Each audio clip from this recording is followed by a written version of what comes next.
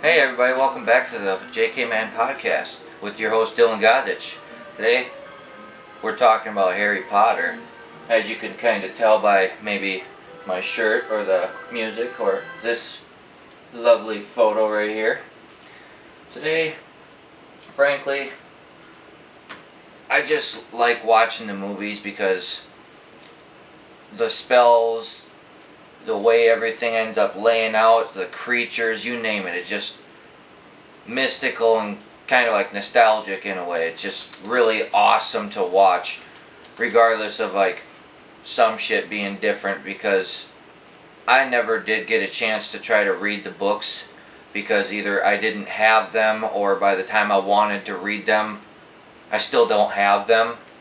But when it comes to watching the movies, it's just I could sit down and watch all of them in one sitting, regardless if it takes all day. Like the good parts, the bad parts, the funny parts, the sad parts, you name it. But like with me and the book situation, I know the movies are different, but sometime, hopefully soon, I plan on actually getting the set and reading it so I know how it's actually supposed to be portrayed. But other than that, I think they did a great job. I mean, they could have done a little bit better on like Order of the Phoenix, but all in all, I thought they were amazing. Like,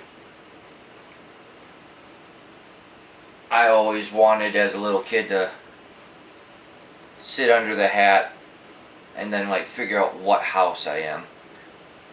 I always, of course, being a kid, you want to be Gryffindor because Harry's in Gryffindor. But sometimes as you get older, you're like, well, maybe I'm more of a Hufflepuff. Or maybe I'm more of a Slytherin. Or, you know what, I'm pretty sure I'm a fucking Ravenclaw. I'd probably have to have another like little online test to figure out which house I'm a part of, but I feel like I'm somewhere in between a Gryffindor and a Slytherin. Some days I can be the cunning little asshole, other days I'm the good-hearted person, or sometimes I'm a mixture of both. Just depends on the day, depends on the mood.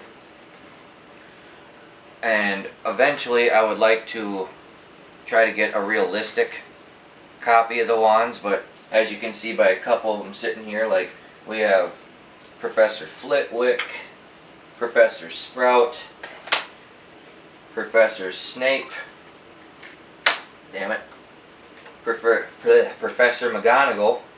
I like the little yellow on there, it's kind of cool. It's like if the spell don't work and they're close by, you can just fucking right in the fucking face. And then of course we got Dumbledore.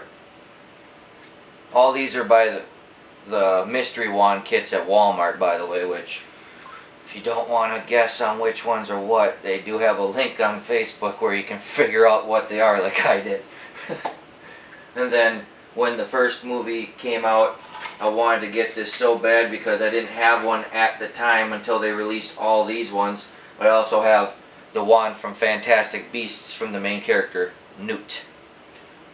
I didn't know which one I was going to get or if anybody had a cheat code out there, but I just wanted one in general, and sometimes it's fun chasing the kids around pretending I'm casting spells on them. Maybe let them grab a wand and pretend we're having a little fucking duel and shit. There we go. And then at some point I would also like to either get a custom wand or try to make my own. It just got to figure out where you want to get it from. Either the designs are like basic defaults, they want too much, or they just don't have the style you're looking for. Most of the time it's like too fucking expensive, or they don't have the design you're looking for, because you'll find one that says custom wands and you go on there and it either gives you the default templates like you would on like the Wizard website for like Universal Studios or whatever the hell it is, and then you get other ones where it says they're custom, but the most you can do for custom is like put an engraving on it, and you can't even put what you want half the time. Like, I wanted to put bloody hell on the one, like Ron always says. They had a problem with that, so I couldn't do it. Other than that, I'm not sure like what design I'd be looking for, but I tried making one the other day. It just took fucking forever because I don't have the right tools for it. I felt like an old mountain man trying to whittle a stick out of a bigger stick, but the bigger stick is too much to fucking work with, so you're like, nah, and put your knife back in your pocket. Other than that, another fun thing about any series is you get to the point where you pick which characters you like and which ones you don't. Well, some of the characters that I hate, like most people, would probably be like, obviously Voldemort, but then like Draco's dad, Bellatrix Lestrange, she's kind of a hit or miss. Like, some things about her are like really cool, but then obviously she's a fucking asshole. Killed her own family. But then you also got characters like that fucking Peter, the damn rat, Scabbers, that fat little prick. They should have killed him off when they caught him the first time. Would have saved everybody a whole lot of trouble. And then the ones I probably hate the most because they never fucking changed the entire 8 movies is Aunt and Uncle. Like, don't get me wrong, Draco's been a douche to him, Snape's been a douche to him. Well, a lot of people have been jackasses to Harry because he does a lot of dumb shit. But his fucking aunt and uncle, no matter what, they look down on him like he's a piece of shit, all because Auntie was jealous that her sister and her nephew have magic and she doesn't. It's like, you're holding that petty grudge over your fucking family. Or is it because maybe she's scared that because he's magical, he's got a reputation, that they'll come knocking on their door and start trouble? Well, all the times they had people show up usually involved them causing some form of trouble, like his cousin when they were at the fucking zoo being a dick towards the snake, and because of the snake and also Harry getting pissed off, he ended up using his magic, and all of a sudden once he got to the school everybody knew about it, except for him talking to the snake thing. Or like when Hagrid showed up to bring him to the school, and his cousin's being a fat little fuck trying to eat his cake on him because, you know, he's a greedy, spoiled little brat, until Hagrid puts a pigtail on his ass. So fitting. But then, at least what we've been told, at the very end of it, not only did his cousin say sorry, he finally like understood and accepted Harry, like turning a new leaf, letting go of that hatred that his parents put into him. And then if you want to go a little further, I read somewhere that eventually his cousin Dudley has kids that also end up with magic and attend Hogwarts the same year that Harry's supposed to put his kids on the train, like you saw at the end of the last movie. And yet his parents are still, oh, you're nothing, pretend you don't exist. It's like, fuck you. You're grown adults, get over it. You'd think you'd be more, involved due to the fact that that was your sister, this is your nephew. You don't have to be a bitch the whole time. You can have some resentment, sure, but eventually you get over that for the sake of family. I know it's part of the story, but I guess they never learned that lesson.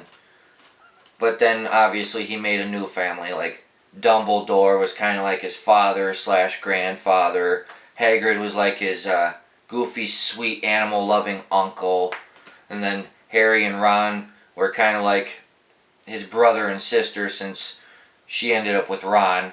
And then you got like Snape, who was kind of an enemy the whole time, but then turned out to sort of be like a godfather in a way, regardless of him having an actual godfather, which was Sirius Black, which you could essentially say was his adoptive father, because he treated him with the love and care that he never received from his main family. But then you also got like lovable little characters who's kind of like annoying pets in a way. R.I.P. but Dobby. He was like a friend, but also kind of like a puppy in the beginning. Especially when he was constantly punishing himself over every little thing. Regardless of him dying in the end, he was an awesome little buddy. Especially once he got freed from Lucian's grip by Harry sacrificing one of his socks in Tom Riddle's diary. Because, you know, Dobby is free.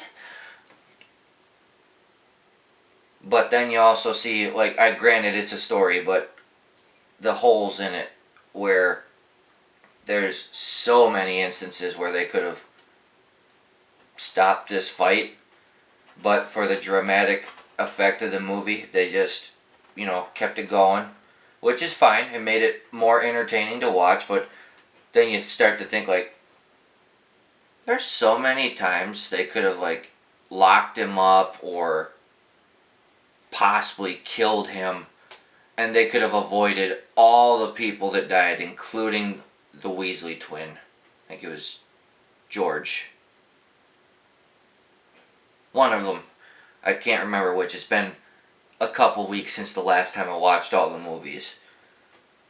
But then you also get like the Quidditch matches where you think Snape's being the asshole, but turns out to be Quirrell because of Voldy on his neck, and you get in this love-hate relationship until you find out that he was trying to protect Harry the whole time because of the love that he had for his mother. And you're like, maybe Snape's not such a bad guy. Because another way you could tell is when you mean to kill somebody, that curse is supposed to be like a really, like, neon bright green. When he did it, it was blue. Which means he didn't really mean it, and he did it out of sadness because he didn't want to kill him, but he knew he had to. Which proved right there that Snape wasn't always the bad guy. They just put him to be like that. He was bitter, for obvious reasons, with, you know, Harry's old mommy.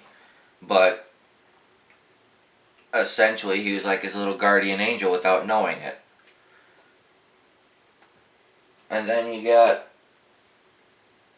the games. Like, I still haven't beat the first one, and I know they're coming out with the second one sometime soon, I guess. But, like, what made it even better is I've played the games in the past, and they weren't terrible, but some were better than others. But then you get Harry Potter games like Hogwarts Legacy, and you're like, oh, sweet. I can customize my wand, customize my broom, my wardrobe, pick if I want to be a good guy or a bad guy. So many side quests. Design your own, what's it called now? The Room of Requirement.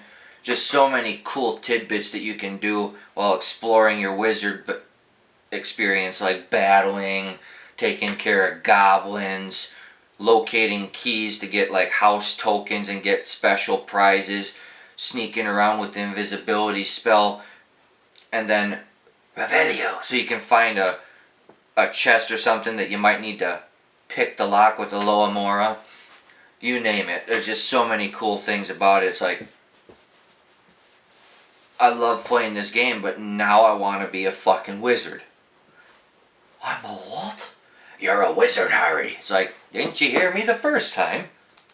Fucking Bubbles with his little glasses. Funny part is, I actually have a pair of reading glasses that once I actually make an appointment to get them done for my prescription, they belong to my dad. My dad calls them the John Lennon glasses before he passed, but these also look like the Harry Potter glasses. So that would make me feel even more like a wizard if I'm wearing the shirt, got one of the wands, and then I'm wearing the glasses. And so you bet your ass I'll eventually get a broom and start running around the fucking house. It's Quidditch time, bitches. Oh. But obviously, being an American, you're also like, you know how much faster this would have been if you would have just used a gun? I get that's not the idea of the story, and also, England doesn't like weapons, but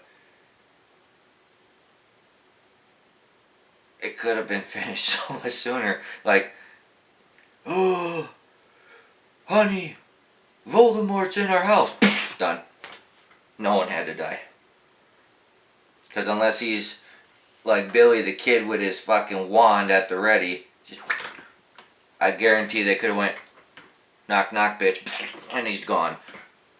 Or any point after that, even if he would have successfully killed the parents and whatnot in the beginning.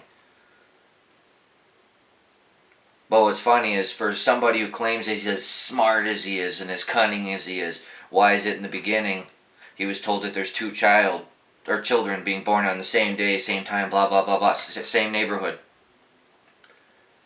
He knew that in the prophecy, one was gonna rise up against him.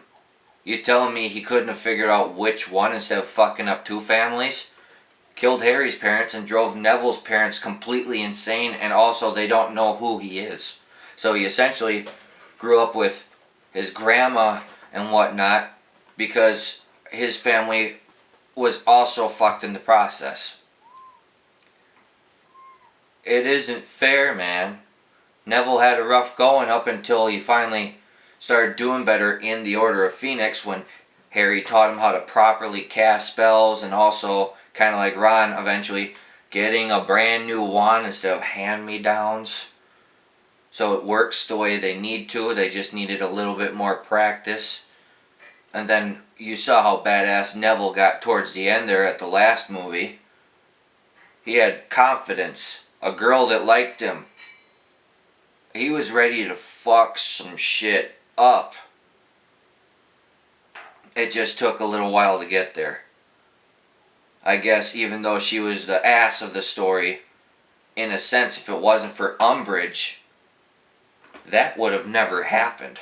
Neville would still probably be hung from the fucking torches or the chandeliers by creatures and falling over and shit, and, oh, why is it always me? But no, he finally got to feel like he's got a true family, friends. He's not a weirdo anymore. He's got confidence, plus he's better with his magic.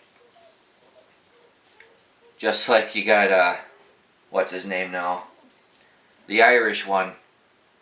He got better at spells eventually during the same movie, but you saw all the years leading up to it. Every time he did a spell, explosion. It's like, what the fuck is he doing wrong that he's constantly blowing shit up in his face? I'm surprised when they did the dark arts thing in Prisoner of Azkaban that he didn't accidentally blow himself up, or did he? When fighting the Boggin before it got turned back into the next person's fear. Can't remember. Again, I'd have to watch the movies again relatively soon. But, oh shit. At some point I should probably get a display case, because I do like these little holders because they show you what house they were a part of. And it flips open like a little display, but they're kind of janky because they always like fall over and shit. But get a real display case so I can label them, make them look nice, maybe even light them up. eventually maybe get some of the fancier ones where they're either more realistic like the ones from the movie, or maybe some of the the light up ones so it looks like they do something. Maybe even get the one that shoots fireballs, so if I want to incendio or some shit, I can actually shoot a fireball, which that'd be fucking awesome. Eventually I'd like to get the robes and whatnot too. I don't want to go full blown, I'm gonna make a potions dungeon with the cauldron and all that shit, but I'd like to have the one thing that I like at least displayed, instead of figuring out where to stack it so my cat don't knock the damn things over, which she's done numerous times. But for now, I got what I got, but it still gives me something to run around and pretend, I knock something over, I'm feeling goofy, so I grab one of the wands and I'm like, Wingardium Leviosa, and you're like, now only if that would have fucking worked, or Reparo when something fucking breaks, that would come in handy. God damn it. Or the Revelio spell I mentioned earlier, where it's supposed to reveal shit. Oh, you can't find your wallet, you can't find your keys. Revelio, oh, there you are. So much fucking time could be saved. Just like when they did the transport thing where you can just grab the person's arm and to the next location, you'd never be late from work again. Or if you gotta travel somewhere really far right now, or you just want to go on a vacation, you don't have to pay for flying ever again. That'd be awesome, because you could either do that or hop on the broom. Just make sure you're not seen by the public, because naughty. They can't know magic exists. Everybody panic. And then obviously you'll have the idiots out there that would probably try to be like the Voldemort lackeys. Cause problems, crime, havoc, you name it. But again, they should make an Americanized version of that. Stick to the Harry Potter stuff, but include how the American school would probably be, where there probably are guns involved too, or wands that double as a gun. I highly doubt they all have the exact same spells, and that's the only way they fight. I get their job isn't necessarily to kill somebody, but at the same time, if you're all learning the same spells and you're practicing, eventually they're going to be able to block a lot of those. Unless there's one spell that can't be broken, I guarantee that eventually you catch them off guard. They won't have a time to throw up like the Protego spell with the force field. You pop one round off and they're out of commission. But that's just me. Now, as far as like the animals in that series, the book didn't show as many as I'd hope. Like, obviously you got the goblins, the trolls, you got elves, hippogriffs, dragons, werewolves, and unicorns, and a few others like mermaids and sirens or whatever. But I would have liked to see a little bit more on like Hagrid's side of thing, because he talks about all the different animals like the spider and all that shit too, but you never really get to see them. Like, they talk about the demiguise. I think you only see a glimpse of one for a brief moment, and unless it was one of the statues or some shit, I don't think that was until you watch the Fantastic Beasts movies. The most you get to see out of the creatures is in the Fantastic Beasts movies, which I appreciated until they made the third movie, which kind of sucked. Like, the story just kind of got out of hand and kind of stupid for me. It just wasn't enjoyable. Wasn't because of the actor change, wasn't because of the love story. It's just, I think they got a little bit ahead of themselves and like rushed it a little bit, so they put a little bit of one thing too much in it and then a little bit not enough of another. So it just felt rushed in general. They could have made it so much better like 1 and 2 was. Just like how there's things I'd change about the original series in my, like, if I were to be the one to make the movies at least, like, I would have probably changed it to where Hermione ended up with Harry because that's the way it seemed in the beginning. Obviously you can't control it, but I would not have killed off the Weasley twin, let alone Snape, because Dumbledore probably could have gotten away too, but he was already technically dying in the process because of him trying to destroy one of the Horcruxes, and it infected his hand. So it would have been nice to see him live, but at the same time, he probably wouldn't have lasted much longer unless there was some brand new spell with the Elder Wand here to fix it. But keep Snape around, because after they finally found out more about each other, they could have had a probably really good relationship. Just like with Sirius Black. Yeah, it happened in the middle of the battle, but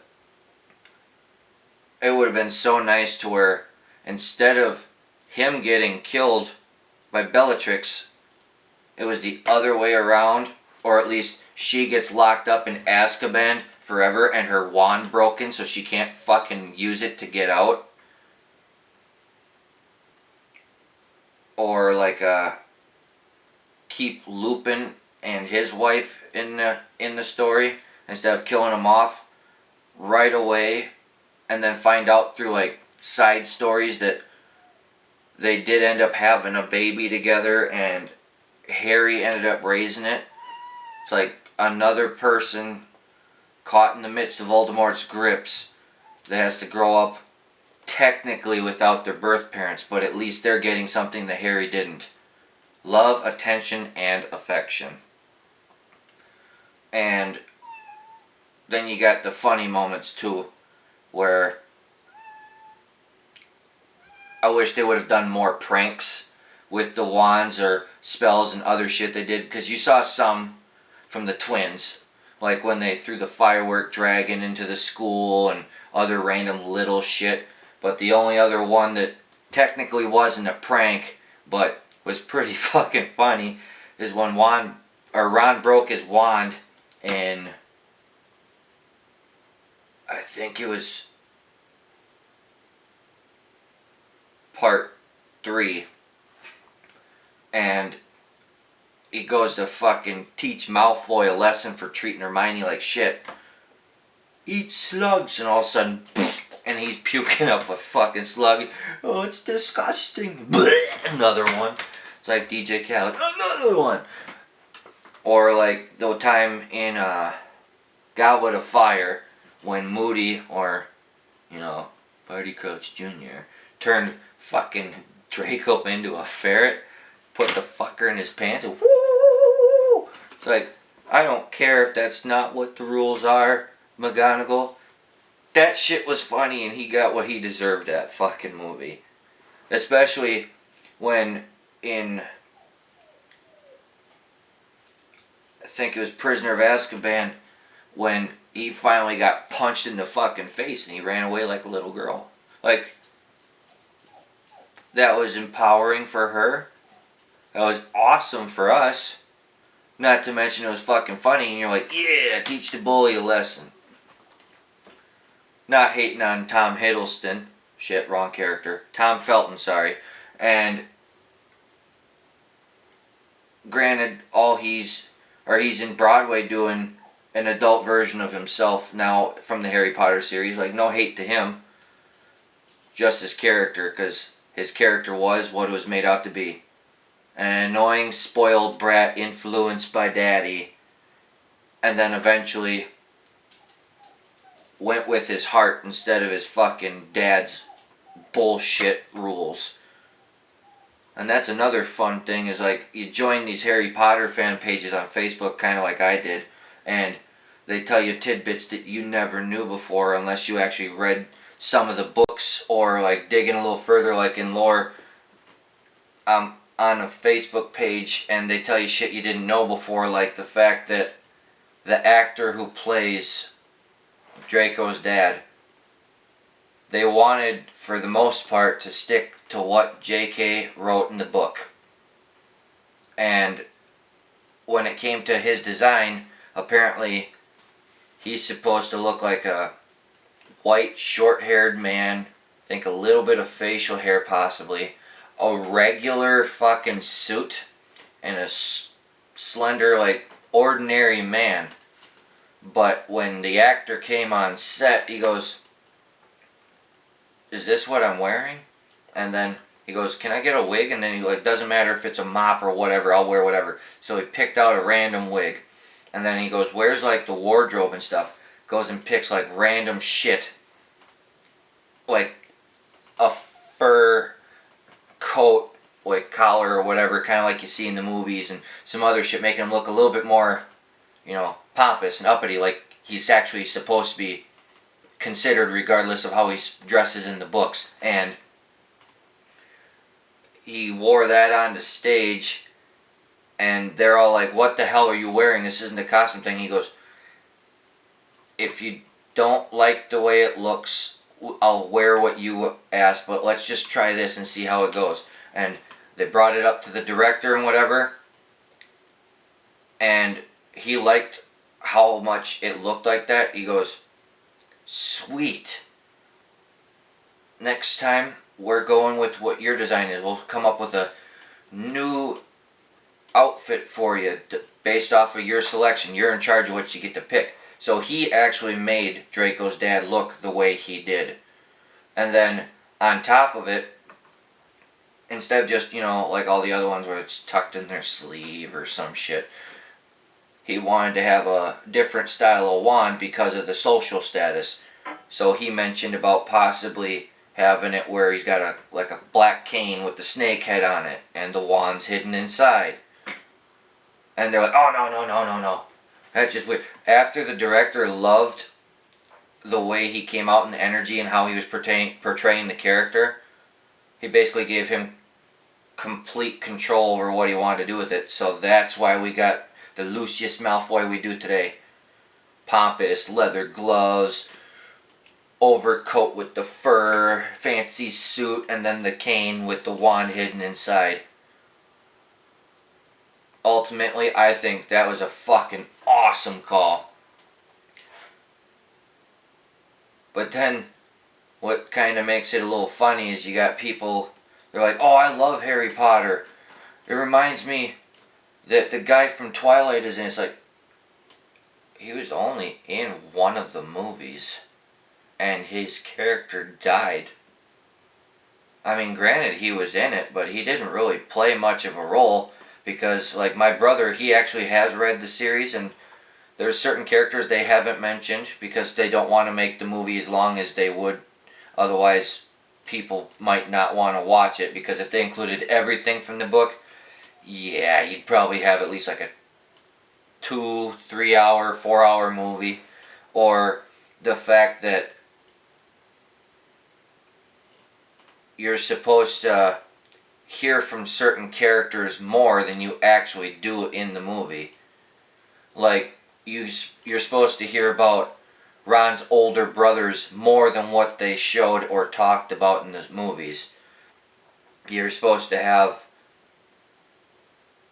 more of the enemies or more of the good guys, or certain characters that you didn't really get to touch base on in the movies, but they're in the book. It's like, we're missing a whole nother story. You could have probably made Harry Potter 1 and Part 1, Part 2, 2 movies, which would have told the full story, shortened them a little bit, and then do the same thing since they decided to break the 7th book into 2 movies. Granted, that'd be 14 fucking movies, but it probably would have been even more successful than it already is. That doesn't mean that I don't at some point in the future hopefully plan on going to like Disney World or some shit and doing the Wizarding World attraction, because damn right I'm gonna go to Ollivander's. I want the wand to choose me. I want that fucking butterbeer. We're going to see Buckbeak and Hagrid. Hell yeah. But that's all for today. I'd like to thank my friends, my family, and for the notorious shout-outs for my buddy Michael Slattery with his podcast, Unqualified Opinions. Sorry, goofed it up there for a minute. Have a lot of Harry Potter on the brain. But yes, go check out Michael Slattery at his Unqualified Opinions with Michael Slattery on Facebook and YouTube. If you're looking to hear about funny videos or random topics about his unhingedness and his uncensoredness, go give him a shout out, go give him a watch, go give him a like and share, you name it. But again, I'd like to thank my friends and my family for supporting me through all this so far. Hopefully in the future I can get some suggestions from you guys on what other topics we can talk about. And no, I'm just kidding. Thanks for tuning in. We'll see you next time.